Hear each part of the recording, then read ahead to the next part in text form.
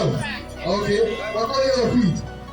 Brown. Walk on your arms. Walk on your face. My head is right. As if they burned in a furnace. So if you take that brown feet, brown arms, brown face and body, what are they going to do? Okay. So walk on the stripes. Simple. Simple. Christ is a black man.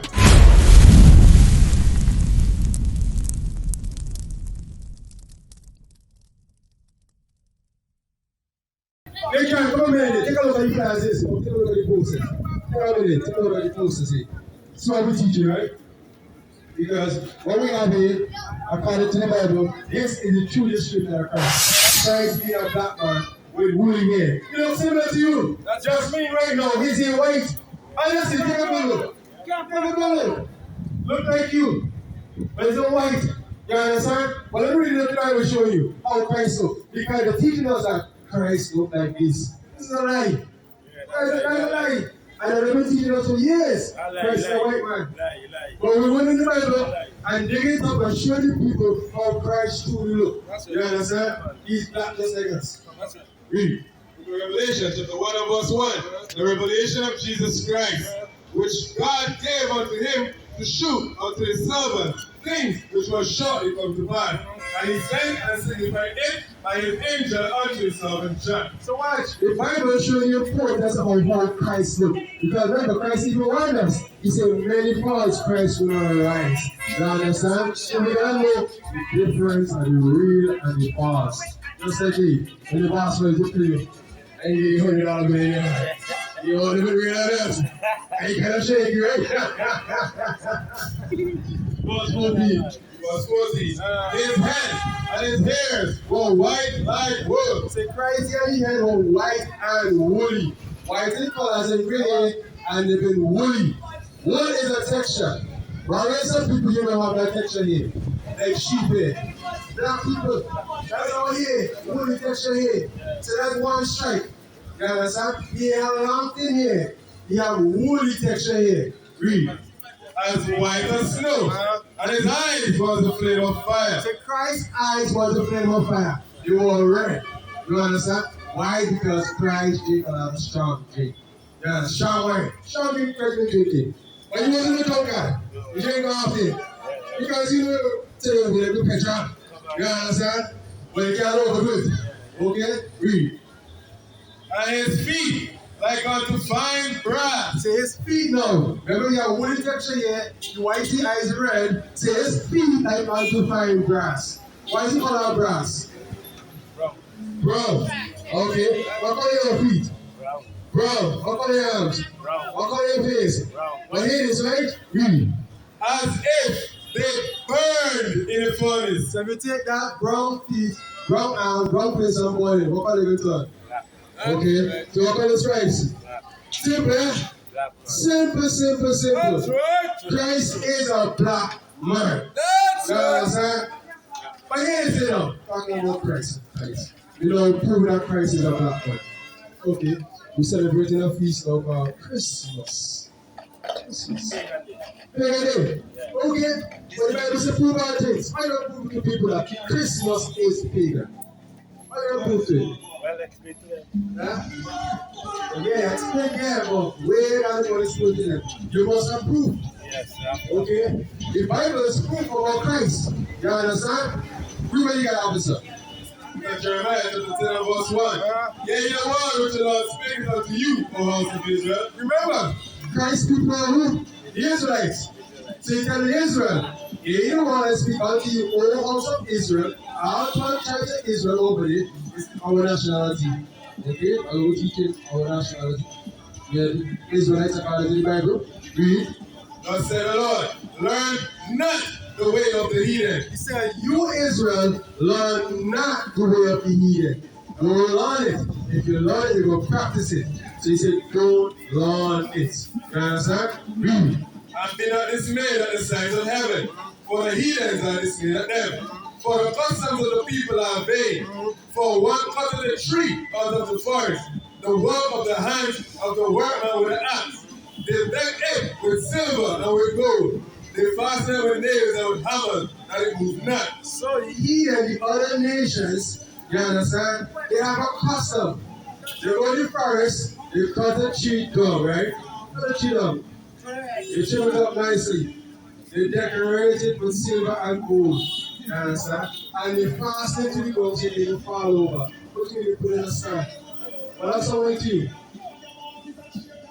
That's all I do. Tell me about this. Watch this. Look at the glass like this. Yeah, but hey, that's the same thing Jeremiah talking about. You understand? That is Christmas. That was a long before Christ. Jeremiah is the old covenant. Christ is new covenant. And they've been doing it long before Christ was. They've been doing it, having a tree. You understand? And decorating it. And putting it with nails and hammers and it don't move. So they put it aside. So long before Christ. So Christmas have nothing to do with Christ. Nothing at all. You understand? But I can show you where Christ was. I can show you in the Bible where Christ was. Christ is born in December, Christ is born in winter. No, I'm going to show you that. And that's our job. When the scriptures, pull it out and show you, make it plain to you. So that the ministers in them today can't deceive you, they can't trick you. You understand? Here is Luke chapter 2, 3:7 first, verse 5. Because that's our job. But we don't ever teach our true nationality according to the Bible. We are God's chosen people. You see that we are kingdom of priests, a peculiar people, a royal priesthood. You understand? That's who we are according to the Bible. This earth that we live in here today was made for our sakes. We were supposed to be ruling. You understand? But we are ruling today. Why? Because we broke God's laws, we broke the commandments, celebrating Christmas, eating pork, fornicating, getting drunk. You know what I'm talking about, John? You understand? You know what I'm talking about. Young people. It is. We're going to look chapter 2 and verse 2. And Joseph also went up from Galilee out of the city of Nazareth into Judea, unto the city of David, which is called Bethlehem, because he was of the house and lineage of David, to be taxed with Mary his espoused wife, being great with child. And so it was that while they were there, the days were accomplished that she should be delivered. And she brought forth her firstborn son, and wrapped him in swaddling clothes. So Mary and Joseph just had a child. You understand? So he was brought forth in Bethlehem, where he was born, read, and laid him in a manger, because there was no room for them in the inn. And there were in the same country shepherds abiding in the field, keeping watch over their flock. Stop. By night. By what? By night. Say, in the field there were shepherds watching over the flock. You understand? Now, we tell if you have a flock, you will care about by night to eat what? If you born in December, winter time, what are you going to eat? You going to eat snow? Come on, man. Yes? Oh, it doesn't make sense. You understand? Our ignorance still become phenomenal because what? The ministers of them even teaching us properly. You understand? That is something that we lost. They haven't been teaching us properly. But now we're out here now and bringing back the true teaching of Christ. You understand? We're doing the true teaching of Christ. Read. And look, the angel of the Lord came upon them, and the glory of the Lord shone round about them, and they were so afraid. Verse 41. Verse 41. Now his parents went to Jerusalem every year at the feast of the Passover. So he said, Joseph and Mary went up to Jerusalem for the feast of Passover. You know what the Passover? Yeah, what about it? I remember. Okay. The feast of Passover was instituted when we get delivered from the Egyptians. Moses brought us out of Egypt with a mighty hand. Okay? Remember the angel passed through Egypt, killing all the firstborn Egyptians in them. So from that point we start to observe the feast of Passover.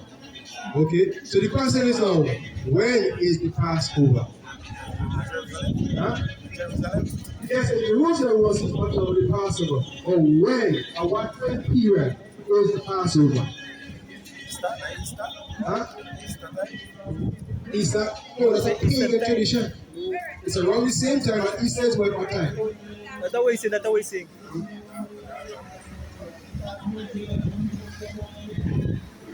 Calculate it. Take your time.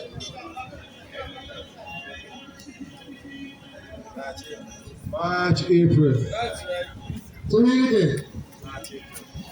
No, his parents went to Jerusalem every year at the feast of the Passover.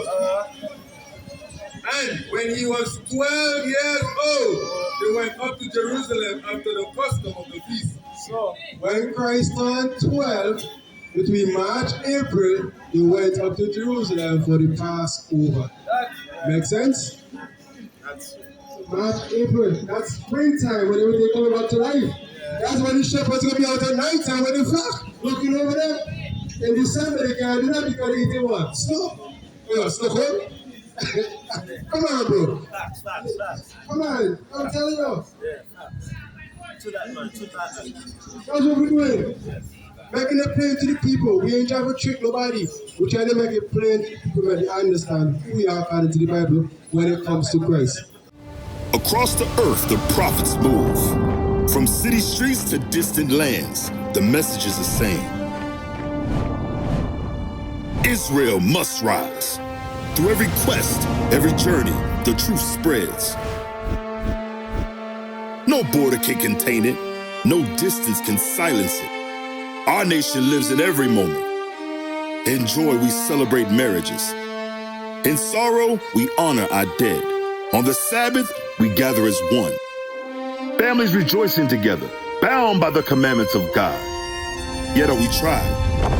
From the stones in Kenya to the hatred in Montana, we endure as a soldier of the Lord. And still, the mission expands. On the airwaves, on the screens, in every nation under heaven, Israel's voice is heard. We build our communities. We raise our children in royalty. We restore what was broken. We clean what was defiled. We show the world who we are.